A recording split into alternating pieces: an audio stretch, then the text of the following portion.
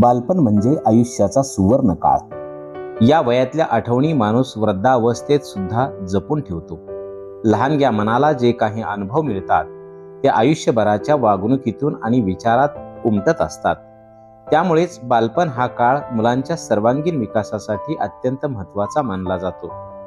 खरं तर एका ठिकाणी अझीम प्रेमजी विप्रो कंपनीचे सर्वेसर्वा म्हणतात की ज्या ठिकाणी मुलं मला पावसामध्ये खेळताना दिसतात आणि त्यावेळेस मला वाटतं हा माझा देश अत्यंत सुंदर आहे.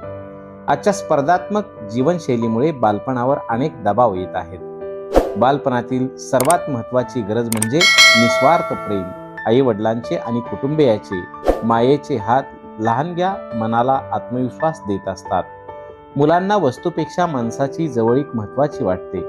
शाळेत शिक्षकांनी दाखवलेले प्रेम आणि संयम आणि हळूवार केलेली शिक्षा त्यांच्या मनावर चिरस्थायी ठसा उमटवत असतात. म्हणूनच मुलांच्या आजूबाजूला प्रेमळ वातावरण असणं अत्यंत महत्त्वाचे आहे आणि ही पहिली गरज आहे. खेळ हे बालपणाचे प्राण आहेत. अंगणातली भिशी, गल्लीतले क्रिकेट, लपाछपी अशा अनेक खेळामधून मुलामध्ये संघभावना, संघटितपणा येत असतो. सहकार्य, संयम रुजवला जात असतो. दुर्दैवाने आज मुलं मोबाईलमध्ये गर्द झालेली आहेत. मोबाईलमधले गेम्स, व्हिडिओ आणि तंत्रज्ञानाच्या आहारी गेलेली मुलं आज आपण सर्वत्र पाहत आहोत. त्यामुळे आजच्या कल्पनाशक्तीवर आणि शारीरिक स्वास्थ्यावर परिणाम होत आहे.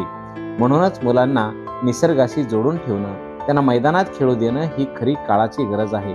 आज आपण एसटी मध्ये, बसमध्ये जात असताना पाहतोय मुलं बाहेर पळणारी झाडं पाहत नाहीत. आपण लहानपणी पळणारी झाडं पाहायचो, मात्र खिडकीमध्ये मुलं फक्त मोबाईल पाहत बसलेली पाहतोय.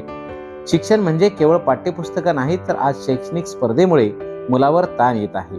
पालक मुलावर अपेक्षाचं ओझं लादत आहेत. पण बालपणाची खरी गरज म्हणजे मुलांना बालक म्हणून जगू देणं, त्यांना स्वप्न दाखवणं, मोकळं हसायला शिकवणं आणि निरागसतेत रमू देणं. त्यांच्या आयुष्याचा पाया त्यामुळेच मजबूत होत असतो.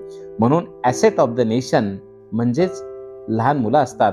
एका ठिकाणी एक परदेशातला प्रवासी म्हणतो, ज्या देशामध्ये मुलं मला खेळताना दिसतात तो देश म्हणजे सर्वात श्रीमंत देश आहे.